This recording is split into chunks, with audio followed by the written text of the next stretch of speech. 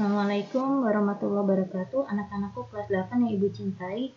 Alhamdulillah hari ini kita ketemu lagi belajar IPA dalam pokok bahasan gerak pada tumbuhan dan hewan.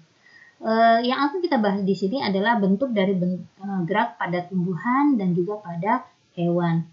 Gerak pada tumbuhan itu terbagi menjadi 3. Yang pertama adalah gerak endonom, gerakan yang berasal dari dalam tubuh tumbuhan.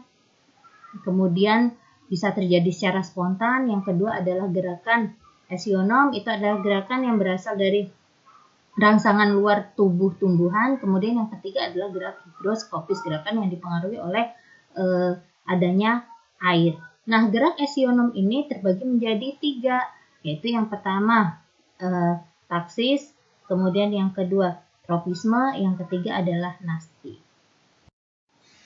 Oke, anak-anakku, sekarang kita lihat pembagian gerak yang tadi sudah Ibu kemukakan. Yang pertama itu adalah gerakan, di sini gambarnya adalah pembagian antara tropisme dan nasti.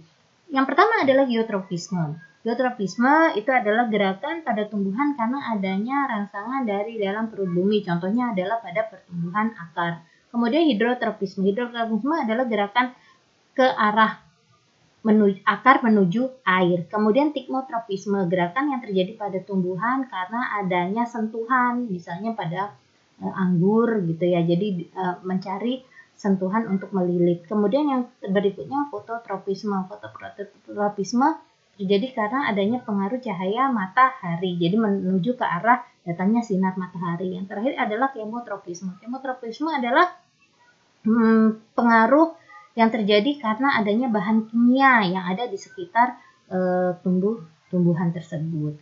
Nah, yang kedua itu adalah nasti. Nasti itu pembagiannya yang pertama adalah niktinasti.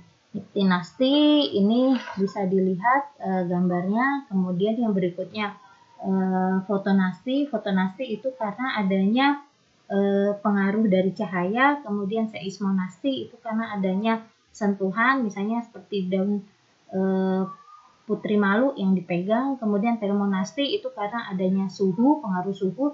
Yang terakhir adalah nasti kompleks.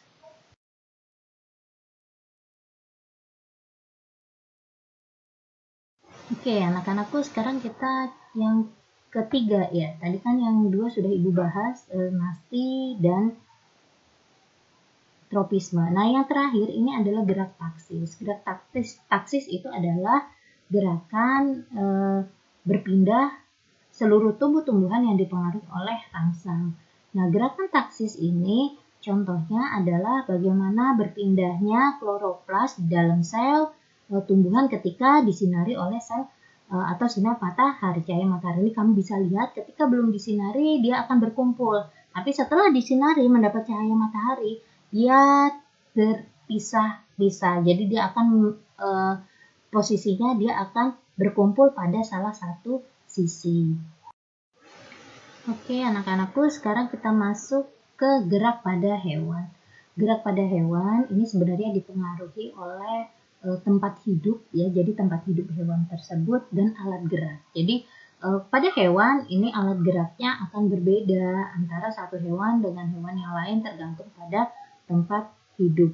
Sebagai contoh, ini kita lihat bagaimana kalian bisa lihat burung dan katak itu bergerak menggunakan rangka otot. Sementara ada cacing tanah di sini gambarnya pada bagian bawah ya, di sebelah kiri itu ada cacing tanah yang dia tidak memiliki tulang dan memungkinkan bentuk gerakannya akan berbeda dengan burung dan katak, di mana burung bisa terbang, kemudian katak bisa melompat, sementara cacing tidak memiliki gerak yang sama dengan katak dan Oke, teman-teman semua, masuki hewan. Ternyata pada hewan itu mereka termasuk memiliki 2 tipe atau 2 kondisi. Yang pertama vertebrata, yang kedua invertebrata.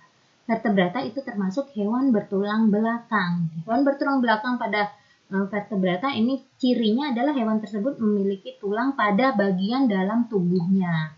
Kalau misalnya ikan, dia memiliki tulang dalam bentuk duri dan biasanya tubuhnya keras. Sementara kalau invertebrata itu hewan tanpa tulang belakang. Contohnya itu pada bekicot. Mereka rata-rata mempunyai tulang, tapi tulangnya hanya berbentuk sebagai cangkang. Nah, untuk hewan bertulang belakang biasanya mereka ketika bergerak mengendalikan atau mengandalkan otot mereka. Sementara pada hewan tanpa tulang belakang biasanya alat gerak mereka itu berupa perut atau berupa merayap ya. Jadi bisa merayap, bisa juga melayang seperti itu. Mudah-mudahan jelas ya nak ya. Oke teman-teman, tadi Ibu sudah menjelaskan panjang lebar mengenai alat gerak hewan dan tumbuh-tumbuhan. Oke, tugas kalian untuk pekan ini adalah mencari alat gerak, kemudian merangkum apa yang sudah saya sampaikan ke dalam buku catatan IPA kalian. Terima kasih, mudah-mudahan Allah memudahkan, tetap semangat. Wassalamualaikum warahmatullahi wabarakatuh.